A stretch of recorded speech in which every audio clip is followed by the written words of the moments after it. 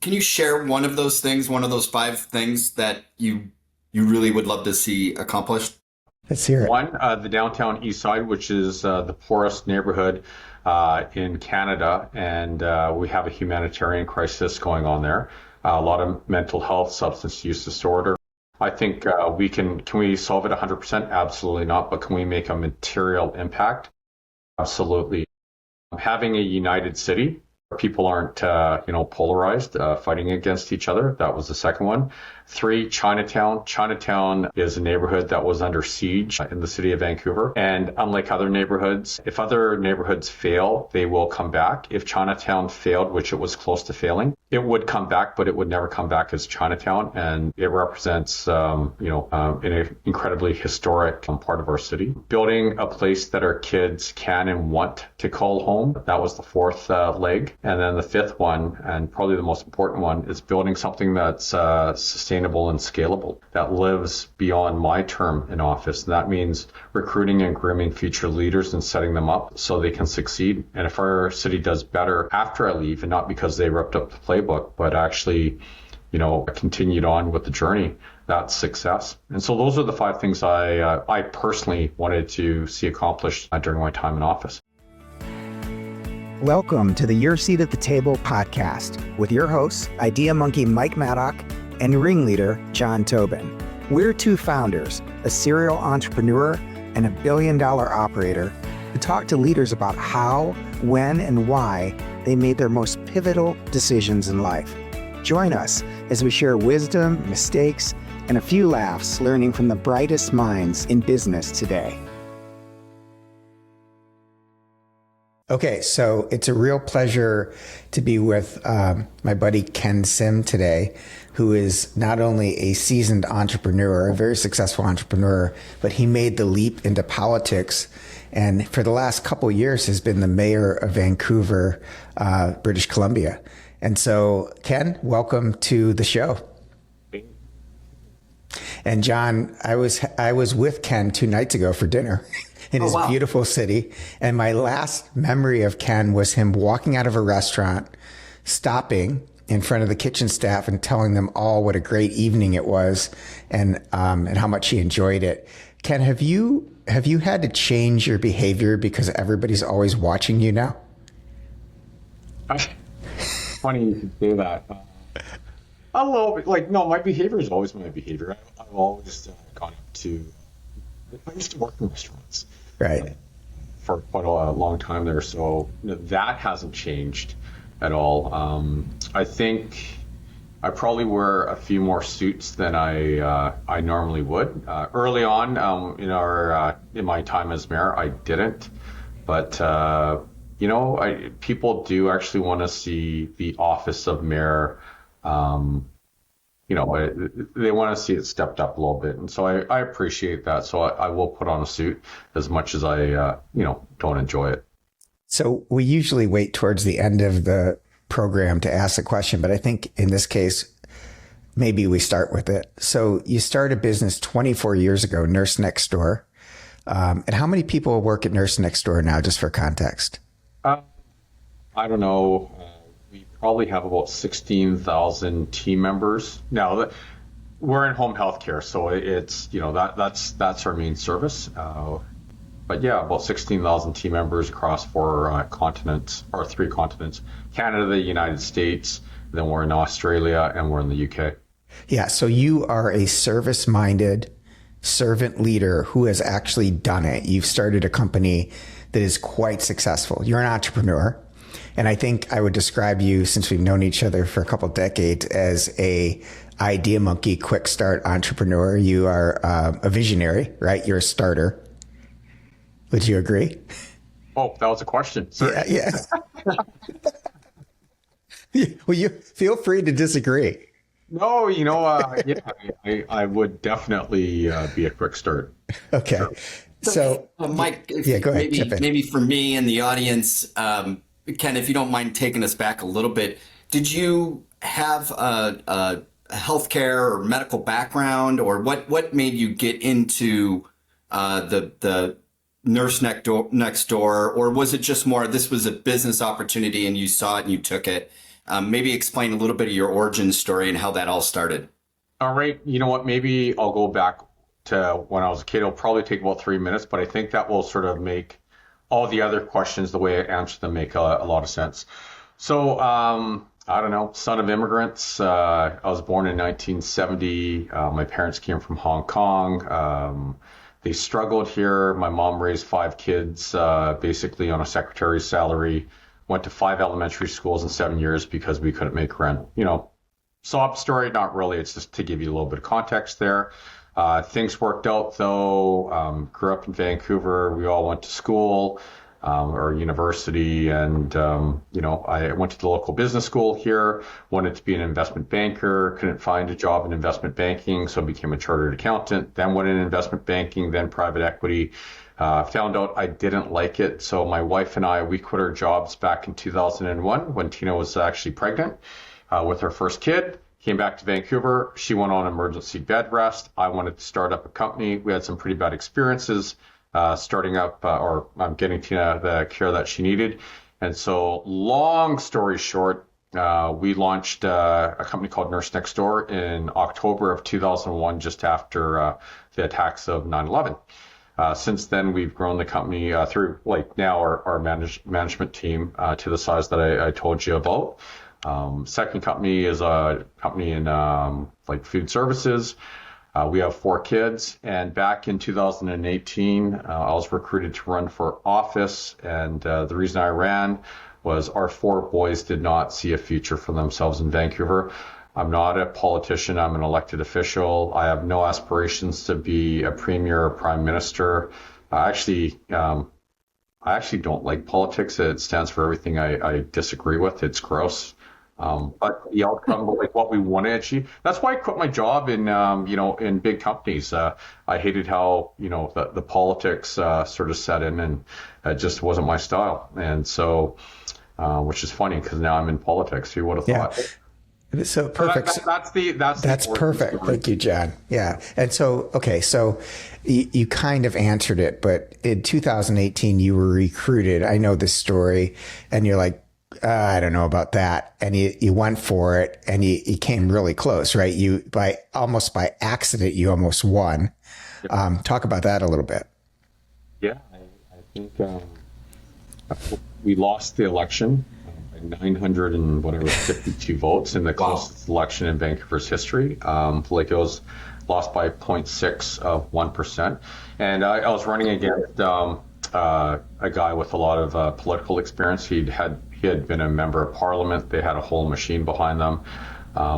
And we came close. But we did elect 5 councillors out of 10. So that was that. And after we lost the election, after I lost my race, we actually wanted to support the mayor, because at the end of the day, we didn't really care, like I said, about politics. We just wanted our city to run better. And so we offered our assistance on actually 3 different occasions. The guy turned us down, and it looked like the city wasn't going in the right direction. So after about 3 months, we dusted everything off, and we actually started a new political party, because the party that I was running with, it was a little extreme, the people that were remaining in the party were a little extreme, and we wanted a big tent, and so we started a party from scratch. Caught a lot of flack for it at the beginning, because people didn't think we could actually win it, and we'd actually ensure that the mayor at the time would win another mandate. But we plugged away, and 4 years later, we won the mayor's race, and every single person that we ran won by a lot. So we basically ran the table. And so that gave you, since the people that you were supporting won, you had some runway to get some things done. Yeah. And there were, how many you had, was it 74 or 94 things that you were going to get? You had a list of action items, right? Yeah, 94 action items. And we don't really talk about it anymore because there's just so many. But as of today, which is about 2 and a bit years into our administration, we've started and/or completed approximately 80% of the 94 things we committed to. It's incredible. There are other things that have come up in addition to that. Yeah, and I remember you saying to me that when these are done, I'm done. I'm going to get these things done. You earlier in this conversation, you said politics are gross. I'm curious about how your entrepreneurial, you cut your teeth in entrepreneur world, and core values were a big part of how you ran and grew your company. There's a kind of a famous story about you firing 80% of your revenue because they violated your core values in Nurse Next Door. How has that informed how you work in politics?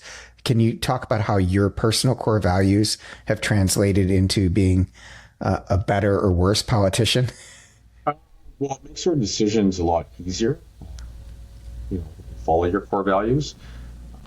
And we work in an environment where you can't share different levels of government and your opposition, and they weaponize everything against you. And they twist the message in the media, and other people have different core values and different agendas.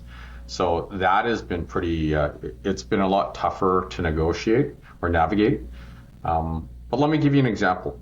So we lead our administration with, from a place of love and compassion and kindness. That's just who we are. We had an encampment on what we call the Downtown Eastside. We had about 300 structures, and it had to be moved for safety reasons.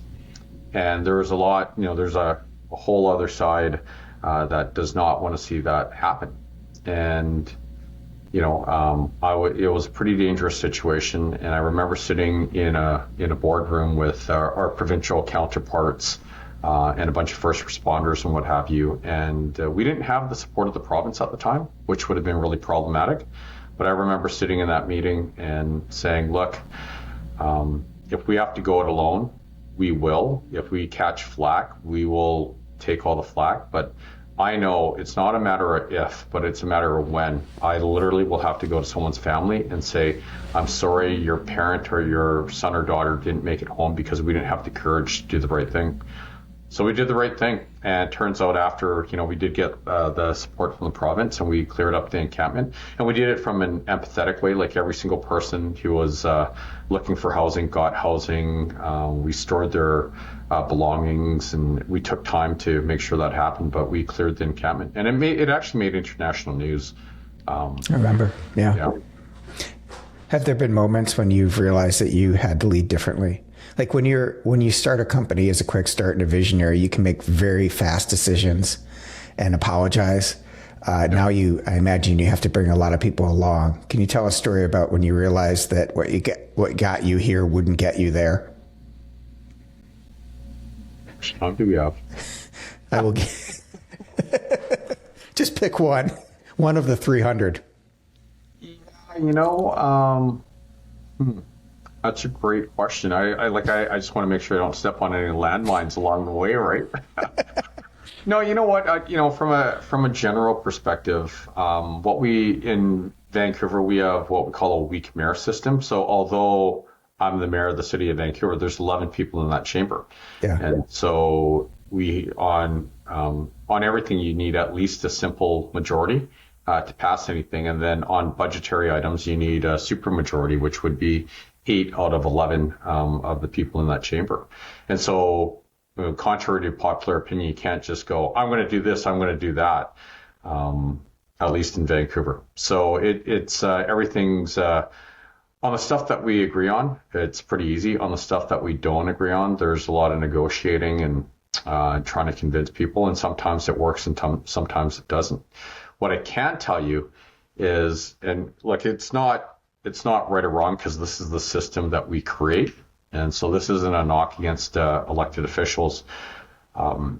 We live in an environment where we reward politicians on playing it safe. And, they get reelected by not rocking the boat per se. Yeah. And one of the challenges that we run into sometimes is, when you are actually leading, sometimes it looks weird, right? Because you're literally leading. We're not waiting for everyone else to figure things out before we do it. But change is hard, and new stuff looks weird, and sometimes you can't bring people along, and that's been one of the frustrations. And it's not a knock. It's not a knock because our partners have to sell it to their constituents as well, and they get their heads rocked, and you wonder why they don't necessarily support everything we want to do. When you say weird, I don't know. Can you give me an example? Like what was weird or what is weird? And do you mean like it's just different than what the normal politician playing it safe would do? Is that what you mean by weird? No, I'm just trying to think of something. Okay, this is something that's still going on, and we'll see how it unfolds. But when we talk about exploring, adding Bitcoin, making Vancouver a Bitcoin-friendly city, the narrative out in the media is it's bad for the environment, organized crime. It takes a lot of energy. It's a Ponzi scheme because people don't understand it. But if you actually do the work, it's the complete opposite of all of that. And there's 600 million people that have at least one Satoshi. And if you believe in AI, which I think everyone can see it's happening, well, all of the AIs are going to be transacting in digital native currency, and it's probably going to be Bitcoin. On top of it, you have a bunch of states and nation states that are, looking at it. You have big money that's actually invested in now. So, if you have a pension fund, guess what? You're probably invested in Bitcoin, but you don't even know it. But that conversation still looks weird to the majority of the electorate. Yeah. So, but if you bring it up, you expect to get your head pounded by the electorate, which means, it's hard for our elected officials to support it. And by the time it becomes commonplace, the opportunity's gone. So yeah, Ken, that's a good example. It's a great example. I gave a speech in Nebraska a couple of years ago, and the senator was in the audience, and she came up to me. She goes, "You're a good storyteller. You should run for politics." And I've thought to myself, "Oh my gosh, that would be a horrible. I can't even imagine what would happen if I ran." So if we flip the tables and you're done. You've done your stint as mayor, and now you're off to starting your next company. But one of the companies is you're a consultant for entrepreneurs that want to go into politics. What are the pieces of advice you give an entrepreneur thinking about going into politics? Don't do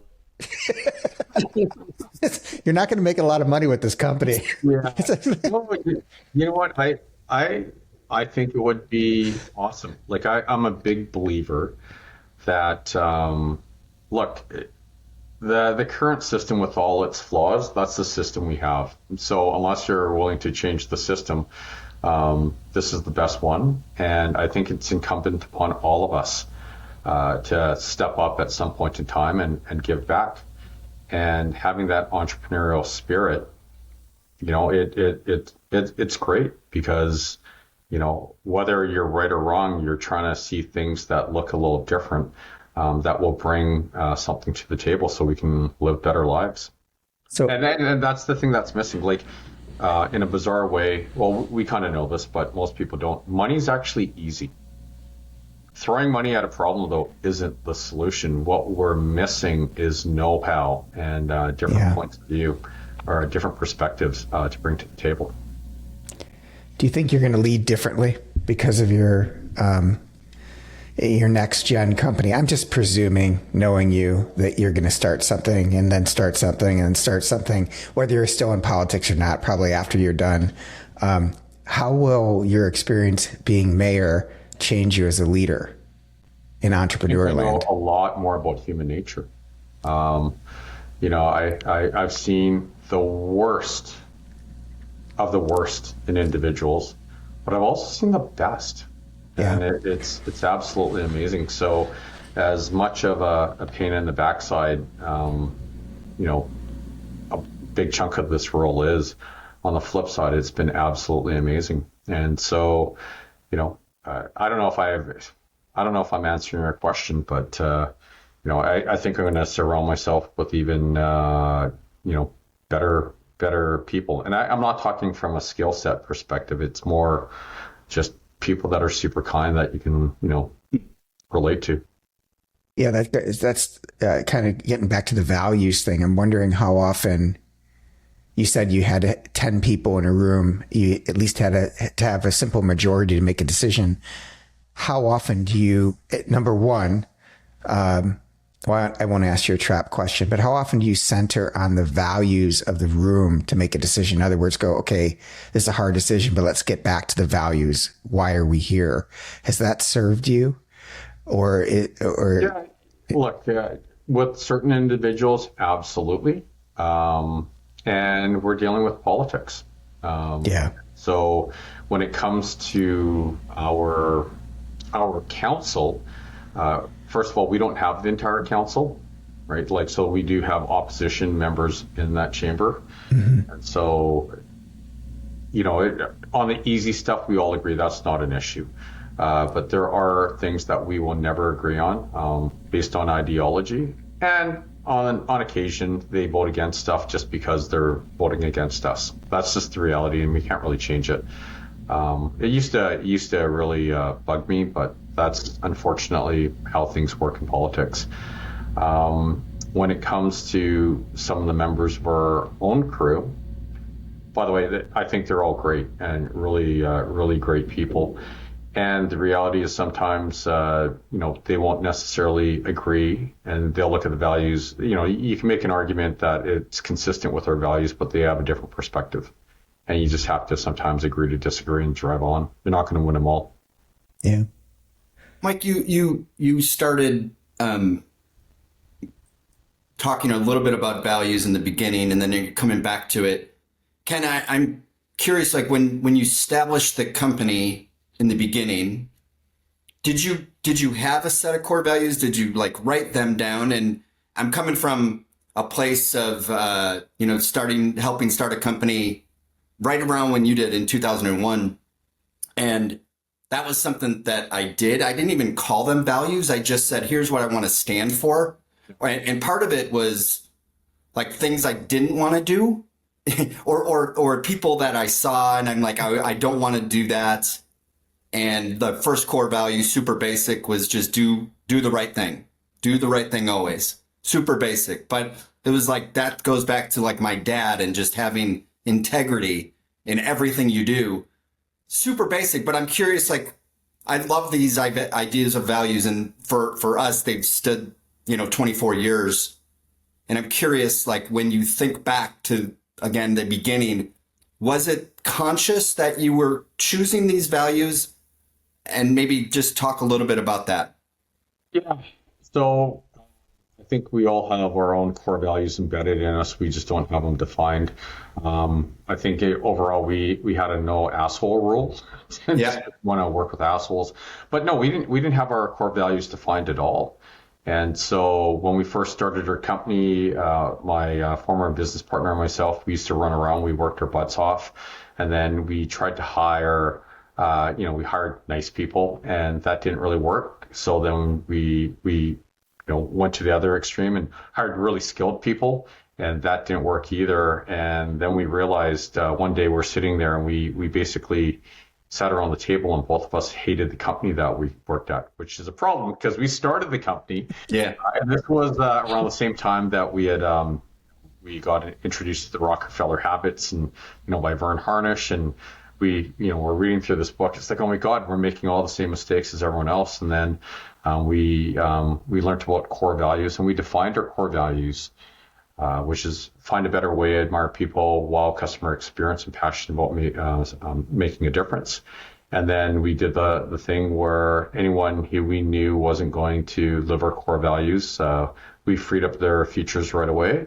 And then for people that were on the edge, we said, look, this is who we are. This is what we stand for. And if that's not you, no harm, no foul, but this isn't going to be a great place for you. And so with that being said, within about a week, we lost about almost half of our team. Wow. Yeah. But it was the best thing we ever did. And then ever since then, we've been living our core values where, as Mikey mentioned, there's a client that accounted for 80% of our institutional business, but the problem was they're treating our people like crap. And so we fired the client. We kept all their people, and took us 5 years to get out of that financial mess, but it was the right thing to do. And that was the day we built the company. That's awesome. Yeah, I think those, like, there's two things in there. Number one, you created the team that you wanted, and our friend Rand always says, created the team you deserve, or leaders get the team they deserve. Yeah. But also the firing of the client, and that you're going to protect and have the back of your people, I think is huge. And I think that's a really strong statement. Did that carry over? Has that carried over? I think, Mike, you were alluding to that, but like those core values that you just mentioned, even creating like amazing experiences for the people in Vancouver, like I can imagine that is almost on the platform in a sense. Is that true? Did that carry forward for you? Like, I would say a little bit.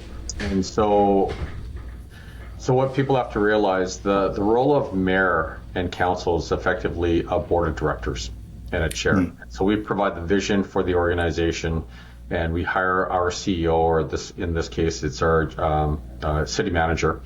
And we paint the vision, and then we support them. And so, yes, overall, I think we're sending that message. People have to realize there's over 10,000 team members at the City of Vancouver, and we deal with collective agreements as well. So you can't, first of all, we're not making wholesale changes. Two, you have collective agreements that stop you from freeing up people's futures. Three, we're not doing that, by the way, just so anyone who's watching this realizes. No, that's not. Ken fired me like 5 minutes ago. You guys just don't know it yet. No, first of all, that's not our role.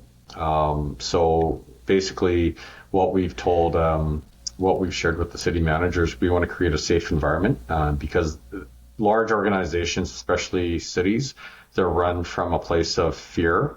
Where you get penalized for making a mistake, you don't get rewarded for making a mistake, and so we're flipping that. We also want to be the best employer in the country, and so you treat your people really well, and guess what? Magical things happen. So that's what we do. It's also just as a build. I'm noticing something for people watching or listening. It's interesting to see Ken and John next to each other, because it didn't occur to me till you mentioned it, John, but you guys both started your companies at about the same time. You both have thousands of employees now, but you both come at it from different seats at the table. John is just an unbelievable orchestrator operator, and Ken is a visionary strategist. So you have different tools in your toolbox, but what you have in common is you both centered on values, and they have sustained the organization. And I would argue, Ken, we had dinner a couple nights ago in Vancouver, and looking around that table, politically, oh my gosh, politically, there were like every shade of the rainbow was around that table. But what brought us all together was we shared the same values. So I think there's a lesson there that crosses the chasm between business and politics. If you share values and you're fighting for values, you can disagree on the strategy to make them happen, which is fine. But as long as you share the same values, you're going to wind up liking each other. I think I wish that in the United States and Canada, everywhere else, we could vote for values first, because I think a lot more things would get done, and the disagreements wouldn't be personal. They would be about whatever the challenges at hand. So thank you both for that. That occurred to me while you were talking. Hey, here's agree or disagree. Government is not business, Ken. Agree or disagree? I'd answer differently. I think people miss the mark when. So we run into people that say that all the time. It's about the people. Yeah. And all organizations are about the people. And so, different funding sources, but if you need people to be engaged and do the right thing. So I don't know how that's any different. If you had a magic wand, would there be more entrepreneurs in politics or less?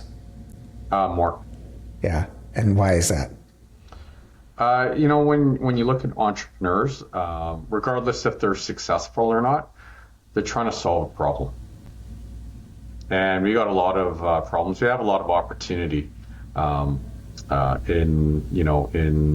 our city, our province, and our country. And I'm sure the same thing applies in every city or every single city, state, and country on the planet. And so why wouldn't we want more problem solvers and people that see opportunity?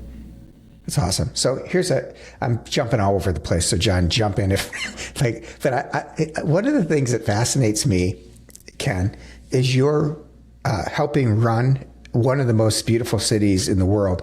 If anybody listening to this hasn't been to Vancouver, it is so extraordinarily beautiful.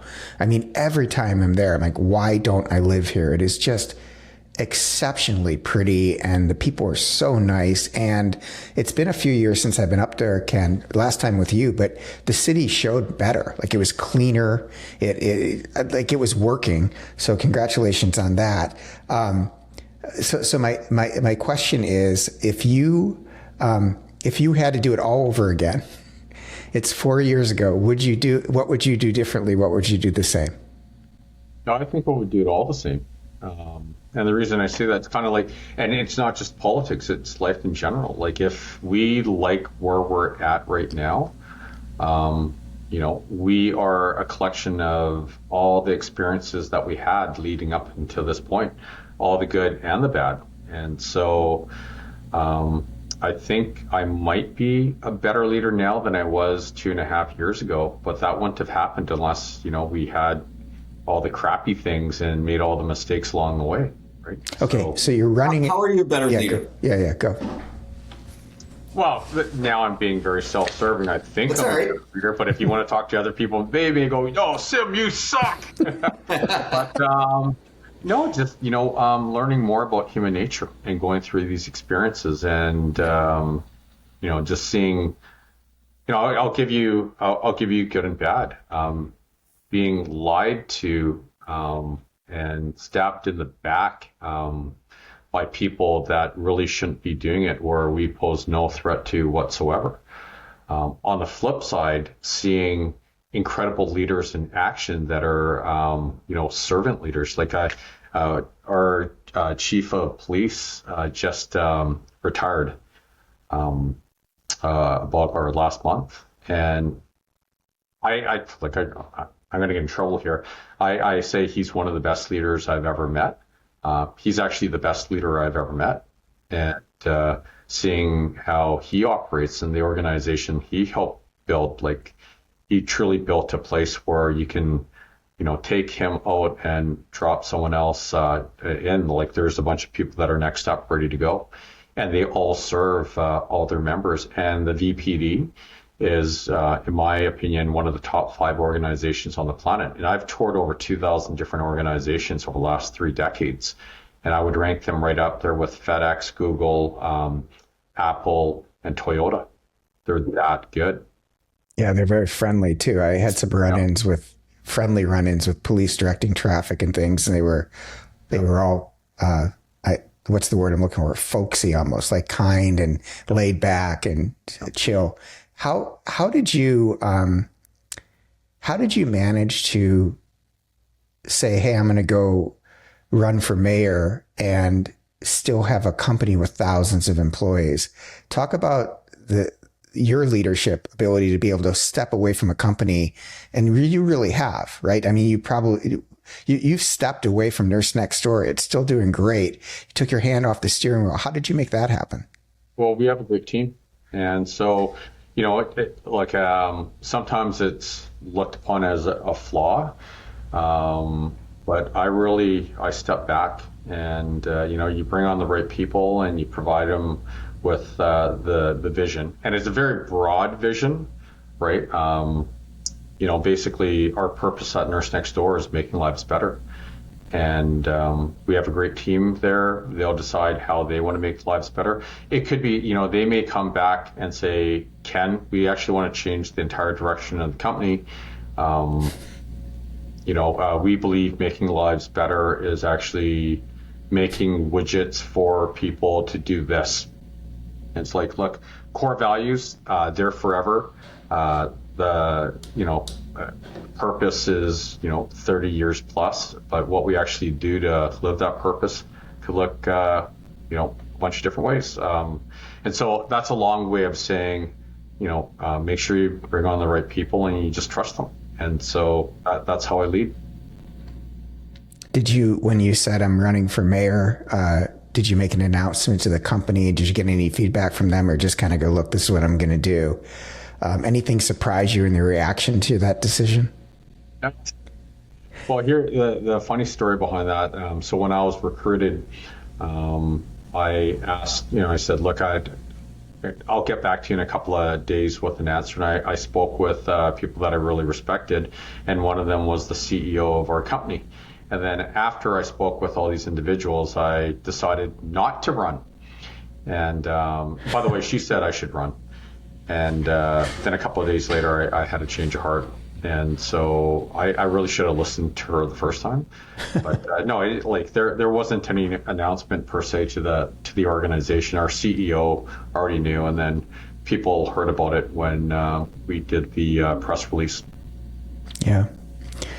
I'm curious, between the two, and maybe over time, I know for me it has evolved, but when you think of like mentors or people that you could really rely on to help you with a decision, to, help you work through a challenge or a problem, has that group changed between your business and then now in politics? Is it similar, or has maybe some change and some remain the same in terms of those key people that you really rely on when making a decision? Yeah, there's certain people that I trust with my life, and who I have a lot of time for, who I learn a lot from. And then you add people along the way. People, come along for the ride, and they help you with the ride, and they're actually part of the ride. So if anything, as we've had to navigate different or like new waters, so to speak, we rely on a lot of people. And I reach out to a ton of people for help. In fact, when we're running the city, there are a bunch of, we're not trying to be the smartest people in the room, very far from it. If we are, that room's in a lot of trouble. So when we do stuff like, we're working on the film industry, or we have a mayor's budget task force, or we're looking at an engineering challenge, we actually go out into the community and look for the smartest people, and they actually help us. So call them advisors, call them mentors. That's how we've been able to reshape our city. Are you going to write a book? Am I going to write a book? Yeah. I'm planting a seed. I'm telling you, you're going to write a book. I don't know. I'd write it. I'm still trying to figure that out. Like, do I write, a life story? Do I write about politics? And it's funny. I don't know if it's going to be a comedy or a documentary. So I remember watching. I remember watching Veep, and I thought it was a comedy. That's a documentary. It literally happens that way. It's crazy, and it's completely ridiculous, and you shake your head literally every single day. But it is kind of funny, and it is fun. I think the Startup Mayor is a good working title. Yeah, I like that. Every chapter could be like a Venn diagram of values, entrepreneurship, and politics, and what you learned, or here's what I found, here's what I thought would work, here's what I wouldn't. I think it would write itself, actually, and probably be pretty cathartic for you and useful for the rest of the world eventually. But give yourself some time. Ken, how long are you in office? What's that process like? Do you run again? And maybe, yeah, I probably should know, but I don't know, like, the timing on everything. Here's the funny thing. When I first ran in 2018, I thought it was a 3-year term. And when I found out it was a 4-year term, I'm like, no.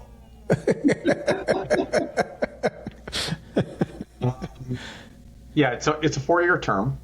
And I promised myself, if, there are 5 things that were dear to my heart. And if we can, when we achieve them, I would tap out. And if it happened tomorrow, I would literally resign tomorrow. So, I do think we can address this in one term. But if it takes longer, then it takes longer. One of the big debates down in the States is about term limits. Yep. And how people would behave differently if they didn't have to worry about getting reelected. You know, do you believe in term limits? You know what? I don't think there's a right answer. Yeah. I think you're such a politician now. No, you know no, what? no, 4 years ago, you would have why. totally answered that differently. Come on. No, it's funny because, if the politicians I like and I agree with are in, I don't want a term limit. I don't think there's a right answer. Like a general rule, like what we see is after, like anyone who stays longer than 10 years, it's too long, and they age out. I do like the concept of term limits because you make room, for other individuals to come in and you provide a fresh perspective.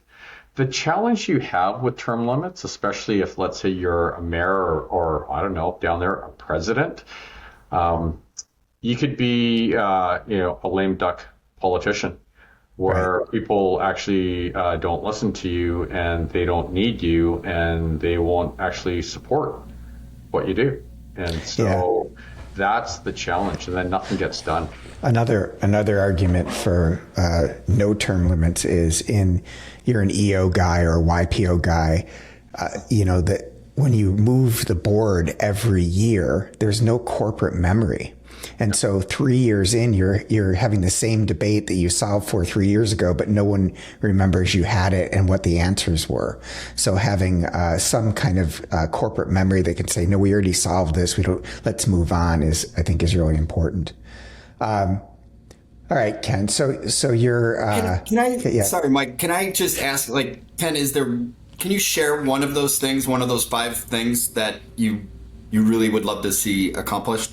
Yeah, I can share all 5 if you want. One, the Downtown Eastside, which is the poorest neighborhood in Canada, and we have a humanitarian crisis going on there.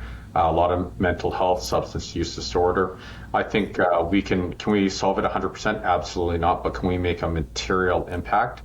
Absolutely. Having a united city where people aren't, polarized, fighting against each other. That was the second one. 3, Chinatown. Chinatown is a neighborhood that was under siege in the city of Vancouver. And unlike other neighborhoods, if other neighborhoods fail, they will come back. If Chinatown failed, which it was close to failing, it would come back, but it would never come back as Chinatown. And it represents, an incredibly historic part of our city. Building a place that our kids can and want to call home. That was the 4th leg.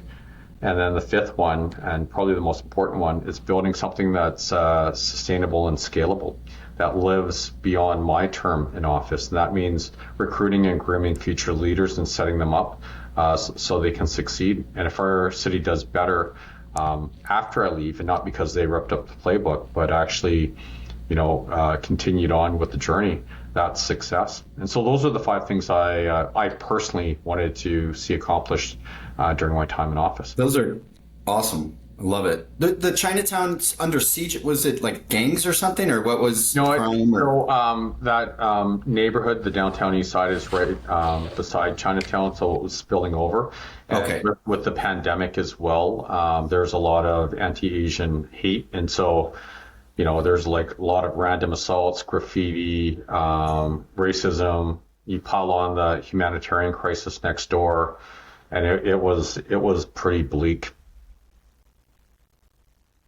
So we were at MIT a few weeks ago, and we went from having a great final gathering with a bunch of it's an entrepreneurial gathering, and you went from having a final cocktail and toast to, oh my God, there's been a disaster in Vancouver, and you wound up flying home crack of dawn, and the next morning I see you on TV with a suit, trying to calm the fears of the city. And it struck me since we started with values, one of my favorite quotes is from Maya Angelou. People won't remember what you say. They will remember how you make them feel. And every time I'm with you, Ken, I feel loved and seen. And I know that's why you're such a great leader. You have these values about treating people right. And, you've told a few stories, but I just want to say, having known you for a couple decades, that your superhero power is seeing people, and the people of Vancouver are lucky to have you as a leader. And I feel very fortunate, and I know John does too, to have you as a friend. So thank you for hanging with us. Yeah, it strikes me how much, even in this conversation, that you brought up people. And I mean, serving them it's super clear, but like how you are seeing them for who they are and trying to improve their lives, like it's super clear to me. Like that is what you're all about. And obviously that rings true in the business world, but also for the community that you're helping serve. It's pretty awesome to see, actually. Love that. Well, thanks for the really kind words. And, after this whole political thing's over, the 40% of voters plus who probably hate my guts will be able to have a rational conversation again. Because, it's funny. I go to these neighborhoods and, everything was fine before. But as soon as you run for office, the people that you love and you care about, all of a sudden, the politics get in the way, and all of a sudden you're labeled as, you must be evil because you're on that side of the political fence. And the reality is, I don't believe in political fences. I'm just not extreme left or right, where most of us are in the middle. And yeah, it's unfortunate. I learned many years ago that, if you run a conference, when you first started running a conference, you look for everyone to love all the speakers.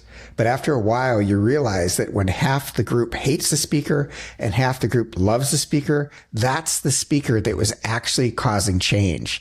Yeah. Because if you're not taking any chances, if you're not making change, nobody cares. But the reaction where people are like, I don't like it, that means that you're actually doing something, you're driving change. So I would look at it as a really good sign that you're moving things along. Yeah, that's interesting. Yeah. Ken, you mentioned kids at the beginning because, and also in one of the 5 things, I think it was number 4, that you wanted to accomplish, where your kids, you wanted to create an environment or a place that your kids would want to live. And that, I think you said that sort of drew you into getting into politics in the first place. You don't go on a lot of detail about your kids, but like I'm curious, like how old are they, and then like how are they reacting to you being mayor? I just think that would be super interesting if my dad was a mayor and how I would feel. And what's your view on that, and maybe their view on you being a mayor? Yeah, I think they get a kick out of it. The good and the bad, So they'll talk about all the neat things that are happening, and then they'll hear the people chirping as well, and so they don't take it too seriously. And so it's been a pretty cool ride. And I think for me personally, whether or not this is the reality, but seeing our kids actually seeing that, yeah, you can contribute to your community, and, working hard and doing something that's purposeful, and people are going to shit on you, and it's not lucrative or anything like that. But you do it anyways, because there are bigger things than us just, running for individual sort of accolades or financial gain.